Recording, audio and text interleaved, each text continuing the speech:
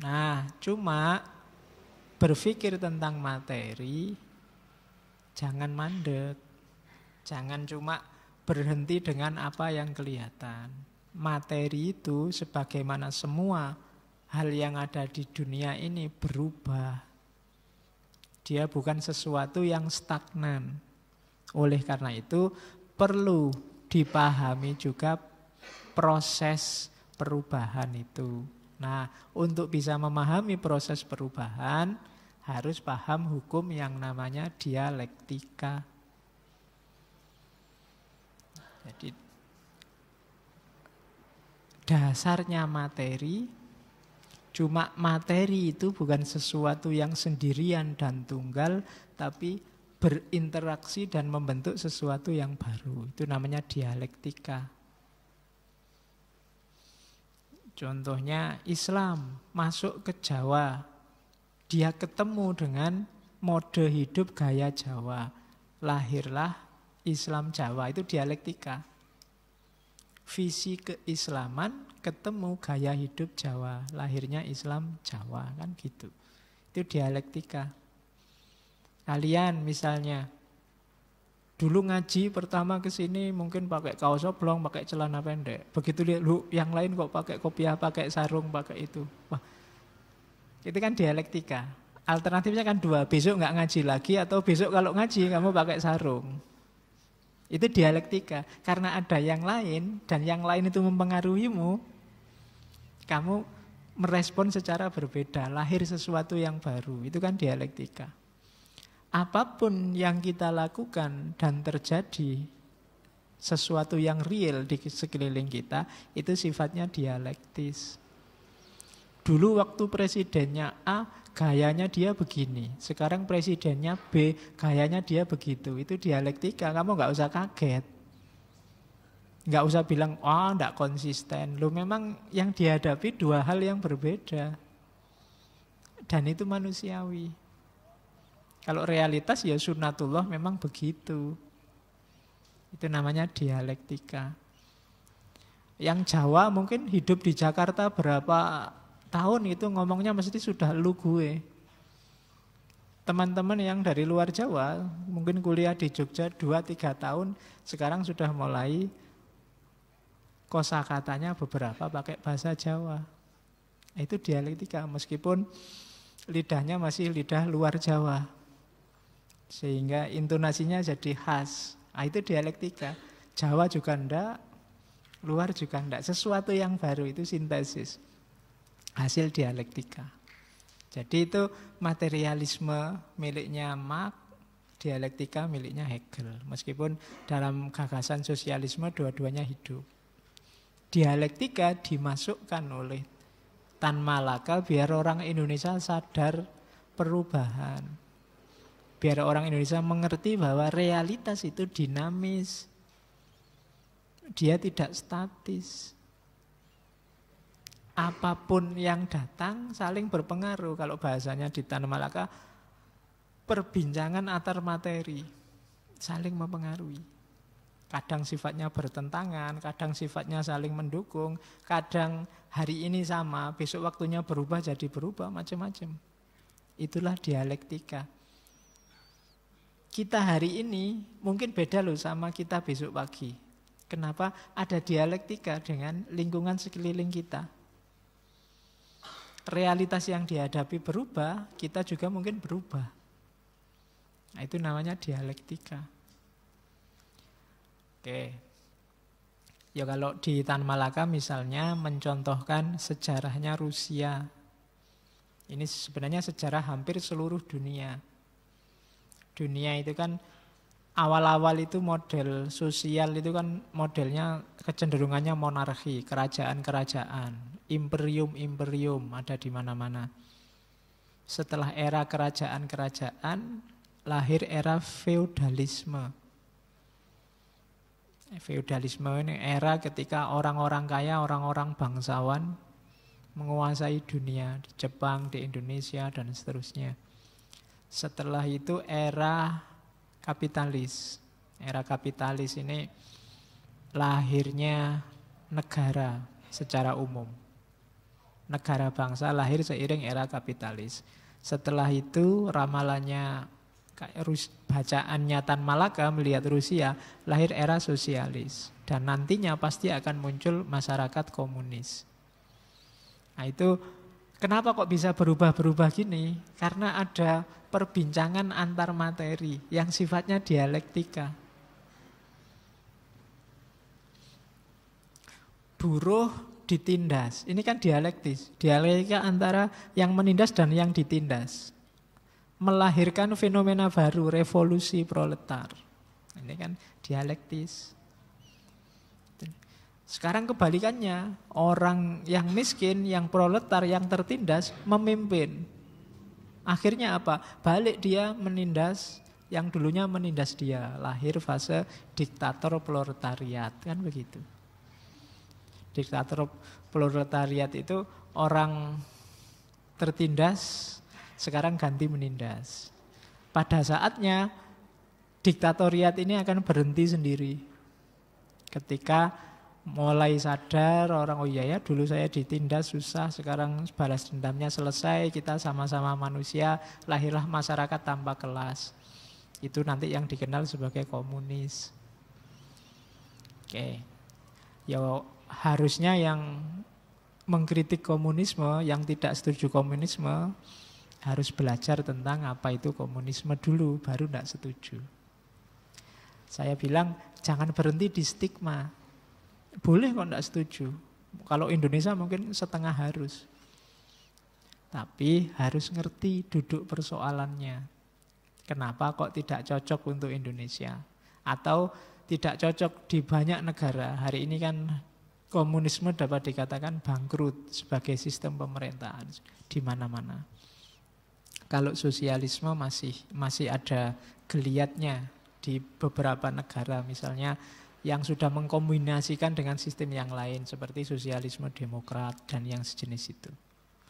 Nah, perubahan-perubahan sosial ini kan hasil dari yang namanya dialektika.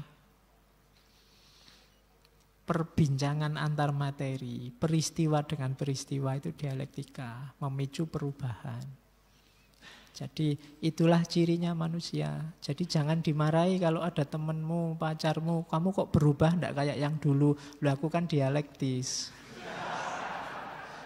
Ya. Jadi masa harus sama terus, kan dialektis gitu loh. Kalau ketemu yang kayak gini ya gayaku gini, tapi ketemu yang kayak gitu ya gayaku gitu kan. Itu namanya dialektika. Lah kok enggak kayak dulu? Loh lah iya. Ini bukan berubah tapi berdialektika dengan realitas. Perasaanku ya tetap, cuma situasinya ganti, jadi ya dialektikanya ganti. Nah itu contohnya dialektika. Dulu di kampung enggak pernah ngerti orang pakai rok mini. Begitu masuk ke Jogja, lihat orang pakai rok mini tiap hari istighfar, astagfirullah gitu. Ya kan? Lama-lama bisa adaptasi dialektika. Iya. Sekarang pikirannya berubah sudah. Ya. Dulu astagfirullah terus ganti lagi subhanallah. Ya. Lama-lama alhamdulillah. Akhirnya Allahu Akbar. Oke. Itu kan dialektika berubah. Dulu mungkin dengar orang takbir itu kesannya heroik, kesannya monumental, tapi ada beberapa peristiwa yang membuat kita berdialektika di situ. Kesannya beda lagi sekarang kalau orang takbir. Ada orang takbir mungkin kita malah lari, khawatir. Jangan-jangan ada kerusuhan. Ya kan? Kenapa? Ada pengalaman-pengalaman sebelumnya. Oke, nah, untuk mengeliminasi itu, ya munculkan peristiwa sebagai antitesisnya bahwa takbir itu tidak menakutkan kok. Justru heroik, kembalikan lagi. Caranya lahirkan antitesisnya. Gitu loh. Kalau kamu nggak setuju sesuatu, bikin antitesisnya. Nanti akan lahir sesuatu yang baru. Nah itu logika, prosesnya orang hidup itu. Jadi dialektis, dasarnya materi. Nah, proses memahami materi, proses dialektika dalam hidup ini, ayo dipahami secara logis. Kenapa harus pakai logika? Ya biar terukur. Biar ngitungnya enak. Biar kalkulasinya jelas. Logika itu kan tegas. Kalau kayak gini masuk akal, kayak gitu nggak masuk akal. Target yang rasional begini, yang nggak rasional begitu, itu kan jelas kalau logika. Dengan modal sekian kita akan untungnya sekian, kelemahan kita di sini, kerugian kita di situ, itu kan logika. Lebih enak mengontrolnya. Bukan berarti cara berpikir yang lain jelek atau salah, tapi yang paling aman, paling bisa kita daya gunakan untuk kebangkitan, untuk perjuangan, untuk pembangunan, itu logika.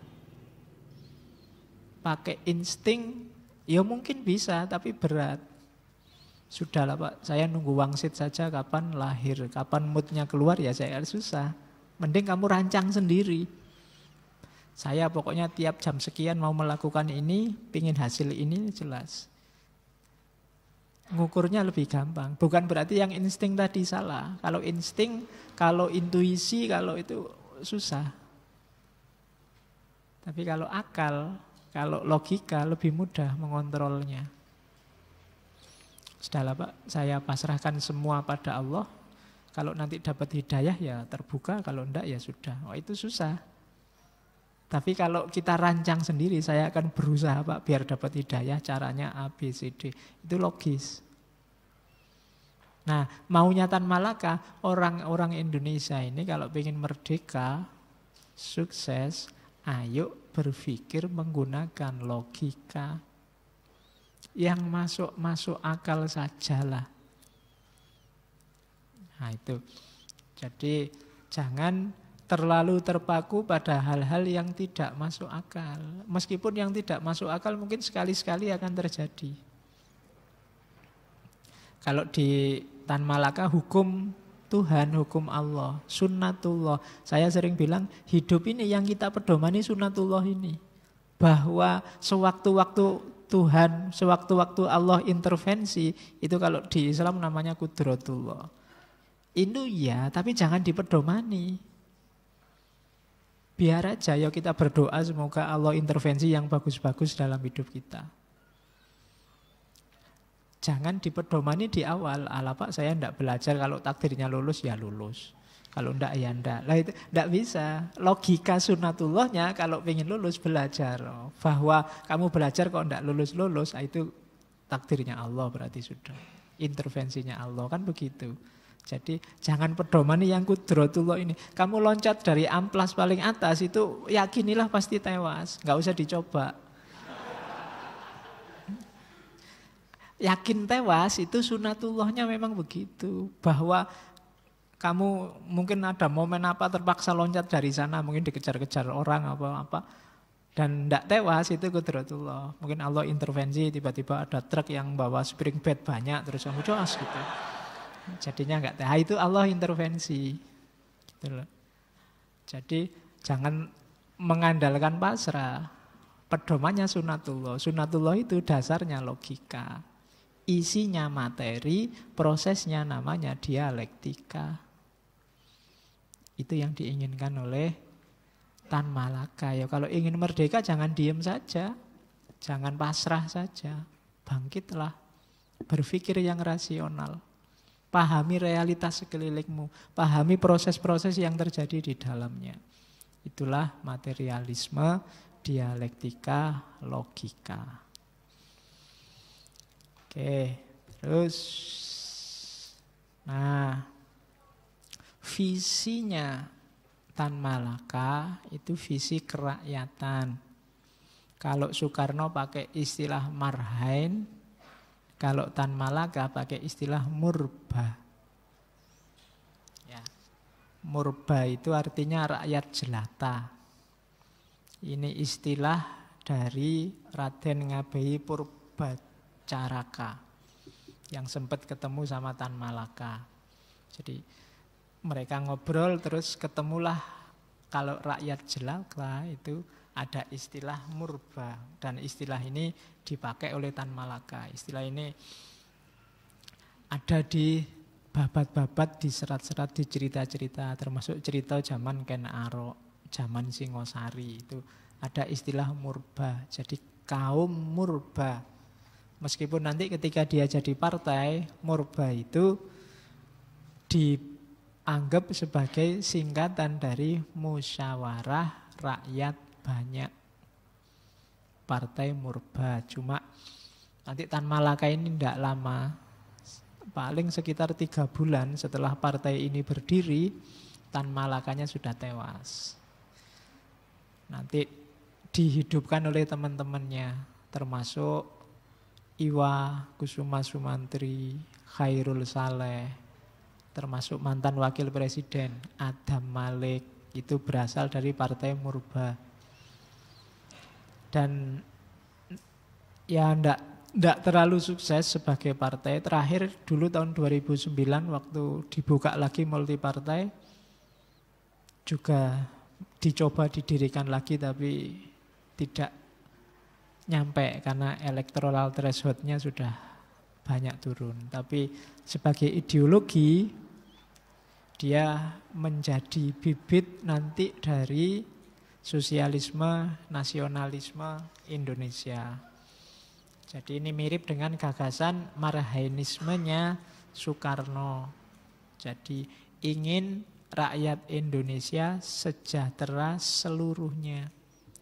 Musuhnya 2, kolonialisme, imperialisme, sama feudalisme.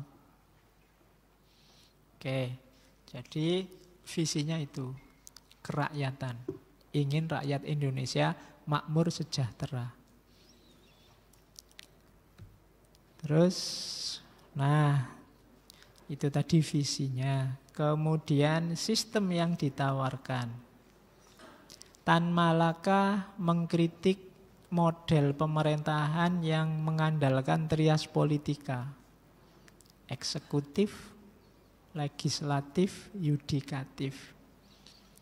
Katanya Tan Malaka tidak efektif model semacam ini.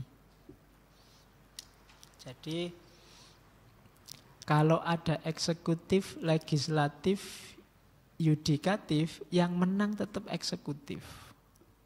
Karena yang terjun langsung menguasai sumber daya itu eksekutif. Yang lebih kuat itu pasti eksekutif. Dan eksekutif bisa mudah mempengaruhi legislatif. Dan isinya legislatif itu biasanya ya hanya orang-orang yang secara ekonomi kuat. Apalagi model pemilu, model pilihan. Melihat struktur dan budaya di Indonesia, orang Indonesia itu kan cenderung tidak tegaan. Masa sudah disangoni, nggak milih, nggak sopan. Kan ada kan logika begitu. Kita sudah dikasih banyak loh, masa enggak milih dia? Enggak pantas lah. Logika-logika kayak gini kan hidup sampai hari ini. Itu teman kita sendiri, sahabat kita loh. Masa kita enggak milih dia? Itu teman dari temannya teman kita loh. Masa kita enggak milih dia? Kan? Bisa begitu orang Indonesia hari ini. Dan model semacam ini enggak efektif. Pemerintahan kalau ada 3 kaki itu akan susah efektif. Oke, yang susah nanti orang kecil lahirnya. Maka kalau tawarannya Tan Malaka ada organisasi besar khas ya negara-negara sosialis, lembaga besar yang ngurusi negara. Nah, di lembaga ini ada fungsi-fungsi yang bermain. Ya, ada fungsi legislatif, fungsi yudik, itu bagian dari organisasi besar ini. Dengan ADART-nya yang namanya undang-undang. Jadi tidak jalan sendiri-sendiri, punya kaki sendiri-sendiri. Semuanya berada di bawah satu naungan organisasi. Jadi tidak trias, tapi satu. Yang legislatif, yudikatif, eksekutif ini cuma fungsi-fungsi. Kayak kamu bikin panitia, itu kan ada seksi konsumsi, ada seksi penerima tamu, ada seksi. Itu fungsi-fungsi yang dimainkan. Bukan sesuatu yang berbeda. Kalau berbeda ya tetap menang eksekutif, kemudian parlemennya jadi ajang bancaan, orang-orang kaya yang masuk ke situ. Dan ya mungkin ramalannya Tan Malaka setengah benar hari ini, setengahnya lagi sangat benar. Oke, antara lain. Yo, nanti kita coba evaluasi lagi apa iya sih begitu situasinya. Katanya Tan Malaka, coba direnungi. Siapa pula yang bisa menyewa gedung-gedung besar buat rapat umum? Mempunyai persurat kabaran, majalah, radio, sandiwara. Kalau hari ini harusnya ditambah program televisi. Buat memuja-muja calon sendiri dan mencemooh calon lawan, tentu kaum fulus yang punya uang, yang bisa masang baliho besar, pilihlah saya, itu kan yang punya uang. Kalau enggak punya uang, mikir baliho aja enggak nyampe. Ya kan, buat makan lumayan, ngapain baliho sebesar itu ya bisa ratusan ribu, bisa jutaan. Izinnya saja berapa, kan? Jadi enggak, tetap hanya orang-orang yang punya. Kalau partai ya partai-partai besar yang punya televisi, menguasai koran, menguasai majalah. Jadi enggak, parlemen akan dikuasai orang-orang yang sejak awal memang ekonominya kuat. Bukan urusan kualifikasi orangnya, tapi yang bisa mempromosikan dirinya. Ya tergantung rakyatnya juga Pak ya, tapi kalau ekonominya kuat kan rakyat itu gampang. Rakyatnya butuh apa sekarang? Kalau dia duitnya banyak kan gampang. Jembatan, masjidnya pingin dicat, ngajinya pingin dikasih makan setiap malam Kemis misalnya kan gampang. Kalau beliau tiap malam Kemis ke sini bawa tumpeng, bawa jajan itu kan masa kita nggak nyoblos kan gitu mikirnya. Logikanya. Jadi itu yang ada di pikiran Tan Malaka. Model trias politika ya hasilnya nanti ini. Siapa yang menang? Kaum fulus. Yang tidak punya fulus jangan mimpi. Jadi yang bisa bikin rapat akbar, yang bisa mengerahkan massa besar-besaran, itu pasti yang punya modal. Atau yang dimodali. Yang dimodali lebih ngeri lagi, karena nanti yang main yang modali mesti. Nah, itu sudah diramalkan sejak lama oleh Tan Malaka. Tan Malaka ngomong kayak gini berarti situasi zaman itu ya mirip-mirip saja seperti hari ini. Jadi ada yang perlu dikritisi. Oke, terus ini yang khas dari Tan Malaka. Komunisme tapi sekaligus Islam. Ini pidatonya Tan Malaka di Komintern. Komintern itu tadi kan dia menggagas organisasi untuk mengelola negara. Kalau Komintern ini organisasi untuk komunis internasional. Jadi setelah Rusia sukses dengan revolusinya kan nanti banyak orang tertarik dengan ideologi komunisme ini. Di banyak negara-negara kecil yang dijajah, ideologi ini laku termasuk di Indonesia. Nah, akhirnya lahir organisasi internasionalnya namanya Komintern. Dan nanti Tan Malaka termasuk pejabatnya yang mewakili Asia zaman itu. Dan dia dikasih kesempatan pidato, meskipun usulnya ditolak. Dia usul, jangan memusuhi agama, jangan memusuhi Islam. Jangan memusuhi kelompok agama. Wong agama itu potensi yang luar biasa untuk kita berjuang. Kalau kita musuhi agama, ya nanti kita dimanfaatkan. Itu kan kalimatnya perkumpulan Islam itu. Ini ngomong tentang SI, dia cerita tentang Sarekat Islam. Karena dia kan sempat jadi anggota Sarekat Islam. Perkumpulan Islam itu mendorong masyarakat desa mengambil alih kendali perusahaan-perusahaan. Semboyannya petani miskin menguasai semuanya, proletar menguasai segalanya. Jadi SI telah melakukan propaganda yang sama dengan Partai Komunis. Cuma kadangkala dengan nama lain. Tapi karena ada kritik yang tak mengenakkan para pemimpin SI pada 1921 terjadi perpecahan. Perpecahan ini dan hasil, jadi SI yang pecah itu ditambah hasil Kongres Komintern kedua. Keputusannya apa Komintern kedua? Ini Komintern keempat. Komintern kedua memutuskan berjuang melawan pan-islamisme. Jadi Islam dan gerakan pan-islamisme dianggap rival. Akhirnya Islam sama komunis berhadapan-hadapan. Kemudian situasi saling nantang ini antara Islam dan komunis dimanfaatkan oleh pemerintah. Jadi pemerintah masuk provokasi. Apa yang mereka katakan kepada kaum tani muslim yang sederhana, mereka bilang, ini pemerintah yang memprovokasi. Lihat, komunis tidak hanya memecah belah, mereka juga ingin merusak agama kalian. Oh, ini luar biasa bagi petani. Mereka kemudian berpikir, saya telah kehilangan segalanya di dunia, apakah saya juga harus kehilangan surga? Jangan sampai itu terjadi. Beginilah cara orang muslim sederhana berpikir. Propaganda seperti ini dilakukan oleh agen-agen pemerintah dengan sukses, maka pecahlah kami. Oh, jadi agama yang semula kekuatan luar biasa, akhirnya jadi faktor perpecahan.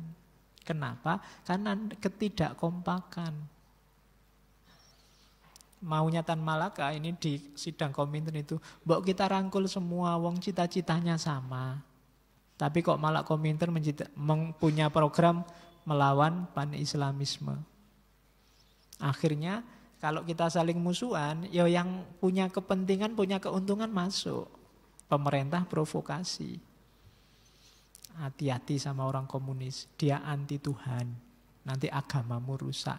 Katanya Tan Malaka, orang kecil, petani awam diancam gitu ya takut. Di dunia sudah sengsara, masa besok di akhirat juga sengsara? Oh, ini logika luar biasa loh bagi orang kecil. Alat paling gampang untuk mengerahkan massa agama karena logika ini. Karena banyak orang hidupnya susah. Orang susah kan tinggal dipameri. Tenang aja, dunia hanya sementara. Besok di akhirat. Nah, kalau sudah hati-hati loh, kalau agama merusak di akhirat kamu gagal juga. Oh, itu alat yang paling gampang untuk menggerakkan massa dan memecah-mecah umat. Nah, itu katanya Tan Malaka, pemerintah masuk dan pecahlah kita. Akhirnya. Jadi padahal Tan Malaka pinginnya ya mbok yang kompak. Wong cita-citanya sama. Minggu lalu Cokro Aminoto menunjukkan bahwa visinya Islam itu sangat sosialis. Untuk kesejahteraan bersama. Tidak ada dominasi hegemoni, tidak ada orang elit, orang awam. Nggak ada penindasan. Itu kan sama yang dicita-citakan oleh masyarakat komunisme, katanya Tan Malaka dan kawan-kawan. Komunis itu kan visi masyarakat tanpa kelas. Jadi orang itu terjamin semua, kalau susah ya susah semua. Nggak boleh ada kesenjangan, nggak boleh ada gap. Kan itu cita-cita komunisme. Cuma karena stigma-stigma tertentu yang muncul di kepala kita, kalau komunis itu pasti anti Tuhan, kalau komunis itu pasti berdarah-darah, pasti bunuh-bunuhan. Ya memang ada peristiwa-peristiwa sejarah yang mendukung stigma ini. Cuma tidak selalu. Kalau dalam bahasa logika itu namanya slippery slope. Slippery slope. Kesalahan berpikir slippery slope. Dua hal yang berbeda disambungkan. Padahal mungkin tidak begitu. Kalau saya, apalagi kalau saya DO, mesti nanti pekerjaanku tidak beres. Mesti kalau pekerjaanku nggak beres, mesti nanti masa depanku suram. Kalau masa depanku suram, mesti tidak ada yang mau tak nikahi. Kalau nggak ada yang mau dinikahi, mesti kok hidupku susah, stres. Kalau hidupku stres, mesti semua orang menjauh. Terus aku sakit-sakitan. Kalau aku sakit-sakitan, matinya cepat. Itu kan namanya slippery slope. Jadi dua hal yang beriringan, yang jane nggak ada hubungan, tapi dibikin ada hubungan. Atau kalau tentang komunisme ada di Indonesia selalu disebut bahaya laten. Jadi ini teori sosiologi sebenarnya, ada fungsi laten, fungsi manifest yang punya sosiolog namanya Robert Merton. Robert Merton ini punya teori hubungan sosial itu ada dua wajahnya, ada aspek manifest, ada aspek laten, namanya fungsi manifest, fungsi laten. Manifest itu yang kelihatan, yang diinginkan. Yang laten ini yang tidak kelihatan sebenarnya nggak diinginkan tapi bisa muncul. Gitu loh. Jadi kalau kita menjalankan syariat Islam 100%, agama akan rahmatan lil alamin. Itu kan. Terus begitu dicoba untuk mewujudkan, yang terjadi kok perang, pembantaian, kayak ISIS itu kan. Itu namanya laten. Jadi fungsi yang tidak diinginkan muncul, awalnya tersembunyi. Maka komunis itu ada fungsi latennya, itu yang ditakuti, yang semula nggak diinginkan jadinya muncul. Ya benar maunya pemerataan kesejahteraan, tapi kalau nggak diurus yang benar, yang lahir mungkin pemaksaan-pemaksaan, perampasan-perampasan. Misalnya, oh ini tanah ini tidak boleh ada orang memiliki tanah luas, kalau gitu dirampas saja, kalau gitu. Ini terus terjadi kerusuhan-kerusuhan, ini laten. Padahal maunya, visinya tidak begitu. Jadi kalau dia manifest, fungsi seperti apa adanya, tidak masalah. Sesuai idealnya, tapi ada latennya. Laten itu yang tidak kelihatan, yang tidak diinginkan. Ya relasi sosial apapun mesti punya dua wajah ini. Kayak kita berteman misalnya. Harusnya berteman itu enak, menyenangkan, hidup tidak sepi. Tapi di situ ada fungsi latennya. Mungkin gara-gara ada teman kita jadi terganggu, kita jadi tidak bebas. Itu laten. Jadi komunisme, mungkin Islamisme juga begitu, bahkan nasionalisme juga begitu. Orang yang tidak suka Islamisme, tidak suka nasionalisme, tidak suka komunisme, yang dilihat hanya aspek latennya, aspek jeleknya saja. Sementara yang pro mati-matian biasanya hanya lihat bagusnya saja, aspek manifestnya. Loh, Islam itu kan rahmatan lil alamin. Kalau semacam itu bukan Islam itu. Kan kita selalu bilang begitu. Yang pro Marxisme, komunisme mungkin bilangnya juga begitu. Loh, ideologi yang mensejahterakan rakyat 100% itu ya yang komunisme itu, yang sosialisme itu. Kalau enggak begitu ya enggak, dan seterusnya. Nah itu sebenarnya kecerdasan kita membaca mana yang manifest, mana yang laten. Kapan-kapan kalau ada sesi lagi kita ngomong teori-teori sosial. Oke. Itu kalimatnya Tan Malaka. Saya bukan Bolshevik. Namun jika seseorang mencintai tanah airnya, memperlihatkan kecenderungan terhadap Bolshevikisme, maka panggil saya Bolshevik. Jadi Bolshevik itu tadi revolusi Rusia. Ya karena memang gagasan sosialisme, komunisme itu inspirasinya dari revolusi Rusia. Kalau nasionalisme, demokrasi itu dari revolusi Amerika dan revolusi Perancis. Jadi masuknya lewat sana. Cuma revolusi Rusia ini namanya Bolshevikisme. Ini yang meruntuhkan kuasanya zaman itu tahun 1917. 25 Oktober. Yang tanggal ini dipakai oleh Tan Malaka untuk mendirikan Partai Murba. Ketika terjadi revolusi Bolshevikisme itu yang nanti melahirkan yang kita kenal dulu namanya Uni Soviet. Runtuhnya kekuasaan Tsar Nicholas II zaman itu. Dan dari situ kemudian banyak yang tertarik dengan sosialisme, komunisme. Ya tokoh besarnya revolusi Bolshevikisme itu Lenin. Dari eranya Lenin. Jadi awalnya di Rusia itu kan ada Partai Sosialis Demokrat. Partai Sosialis Demokrat itu punya dua faksi. Yang pertama Bolshevik, yang kedua Menshevik. Yang Bolshevik ini yang keras, yang tidak mau kompromi. Yang Menshevik ini yang moderat. Nanti dua faksi ini saling menjatuhkan, saling serang. Awalnya ya sama-sama Partai Sosialis Demokrat Rusia. Oke, makanya Tan Malaka bilang, sudahlah ndak apa-apa kalau aku dianggap PKI kah, dianggap Bolshevik kah, asal demi Indonesia nggak masalah. Itu kalimatnya kayak kata-katanya Imam Syafi'i itu loh. Kalau cinta pada ahli bait dianggap Syiah, aku dianggap Syiah juga ndak masalah. Itu Imam Syafi'i, bukan saya. Oke. Nah, kalau cinta tanah air dianggap Bolshevik, panggil saja saya Bolshevik. Itu Tan Malaka. Jadi artinya apa? Kalau memang kita yakin jalan kita sudah benar, sudah lurus, peduli amat sama komentarnya orang, sama stigma yang ditempelkan orang, sama anggapan-anggapan orang. Itu menunjukkan punya pendirian yang kuat. Tidak gara-gara takut dianggap Syiah terus kalau gitu saya nggak usah lah ngomong-ngomong tentang ahli bait, ngomong tentang cinta ahli bait. Itu Imam Syafi'i kan. Tapi kan beliau enggak lah. Kalau cinta ahli bait dianggap Syiah, ya anggap saja saya Syiah, enggak masalah.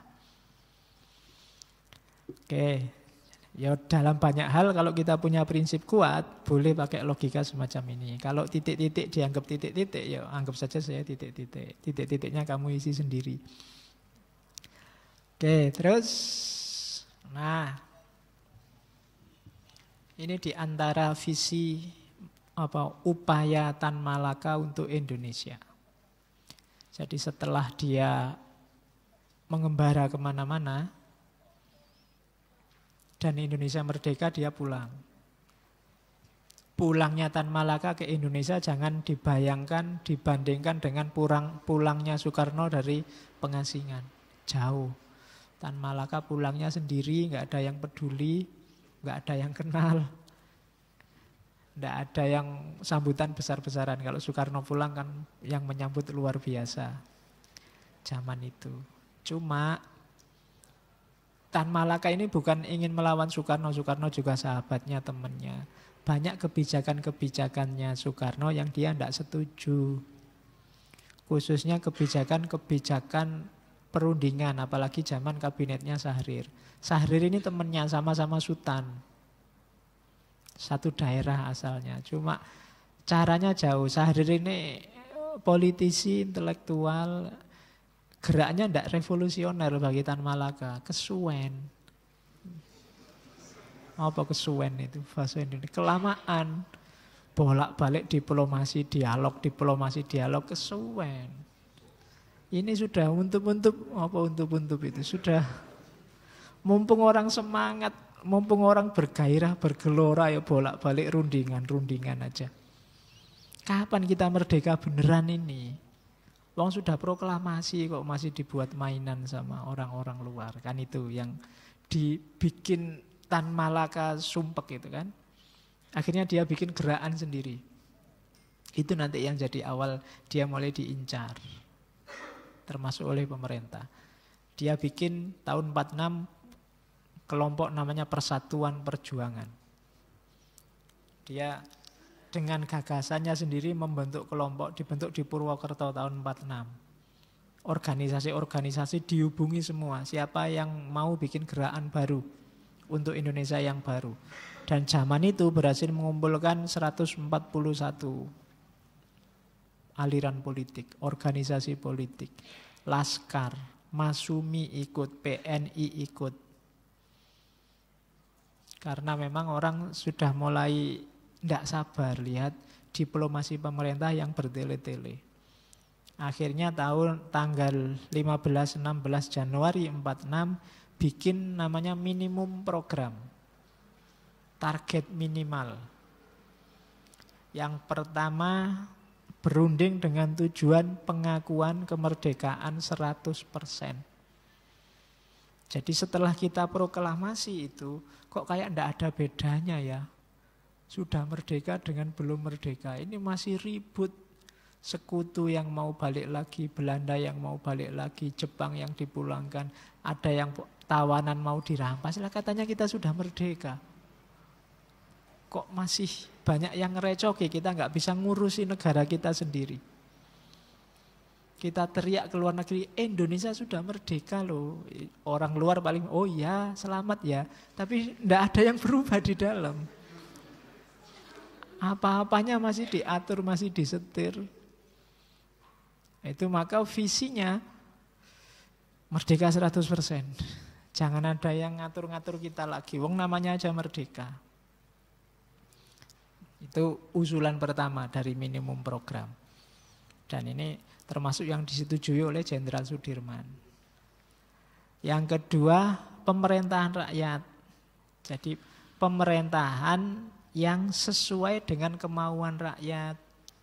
Jadi bukan pemerintah yang mikir, ya pikirannya bagus-bagus, tinggi-tinggi, tapi versi dia. Kalau versi dia, versi mereka, tidak ada jaminan loh cocok dengan keinginannya rakyat. Rakyat butuh apa, dikasih apa. Mungkin yang dikasih ini luar biasa, tapi kalau nggak dibutuhkan buat apa? Gitu loh. Kalau rakyatnya butuh sepeda ontel, dikasih pesawat terbang, ya kan nggak manfaat. Ya luar biasa pesawat terbang itu, tapi kan rakyat hari ini masih cuma butuh ontel. Jalan-jalan di kampungnya juga masih memungkinkan sepeda ontel. Buat apa dikasih helikopter, pesawat terbang misalnya. Contohnya itu. Jadi pemerintahan rakyat itu pemerintah yang difikirkan rakyat butuhnya apa. Kebutuhan rakyat, kemauan rakyat. Rakyat maunya bagaimana. Bukan kemauan elit, visinya elit. Meskipun mungkin pemerintah elit itu program-programnya luar biasa. Tapi kalau bagus menurut mereka, tidak bagus menurut rakyat juga, tidak efisien.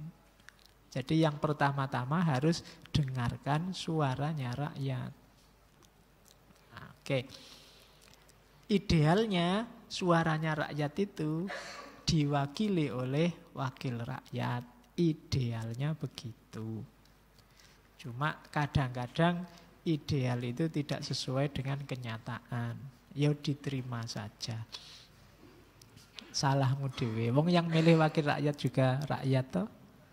Oke, ya mungkin saya bilang tadi mental kita masih mental ramah tamah. Jadi basa-basi ndak enakan itu. Oke, tentara juga begitu. Tentara yang melayani rakyat. Kemudian usulnya juga menyelenggarakan tawanan. Eropa melucuti senjata Jepang. Ini kan tawanan-tawanan Belanda yang ditawan Jepang. Itu kan banyak tawanan-tawanan perang. Ini kan Indonesia sudah merdeka. Masa tawanan-tawanan yang dimiliki negara yang merdeka kok yang ngurusi bukan negara itu sendiri. Senjata yang ada di sini kok ya ndak boleh kita gunakan. Kita diancam-ancam untuk tidak ada merampas senjata. Itu kan kita janjane merdeka tapi apa ya merdeka. Wong sekedar itu aja kita ndak bisa. Jadi melucuti senjata Jepang, menyita hak milik musuh. Ya kenapa sih harus dilucuti, harus dirampas hak milik musuh? Lah kita negara yang sangat muda, masih bayi, masih belum punya apa-apa. Kita belum punya apa-apa nanti rampasan-rampasan perang kok kita nggak boleh memiliki. Itu kan namanya belum merdeka, berarti kita masih dijajah. Nah itu yang ada di logikanya kelompok yang namanya Persatuan Perjuangan. Tahun 46, Indonesia masih umurnya setahun. Umur setahun itu kan masih belum makan makanan keras. Jadi minumnya masih susu sama kalau ASI eksklusif kan masih kurang setahun lagi. Cuma kalau nggak dipercepat, kalau nunggu, kalau model diplomasinya Sultan Syahrir, ini ya keburu padam semangatnya. Ini mumpung sedang panas-panasnya baru bangkit. Kalau lama-lama bolak-balik diajak perundingan aja ya bisa kacau. Maka ayo merdeka beneran 100%. Termasuk menyita perusahaan-perusahaan dan pertanian. Kan Belanda meninggalkan banyak perusahaan pertanian dan lain-lain. Nah, itu di antara gerakannya sebelum mendirikan Partai Murba. Namanya Persatuan Pembangunan. Cuma nanti gerakan ini dicurigai, kemudian semuanya melepaskan diri dan Tan Malaka dianggap penanggung jawab sehingga dia nanti dikejar-kejar.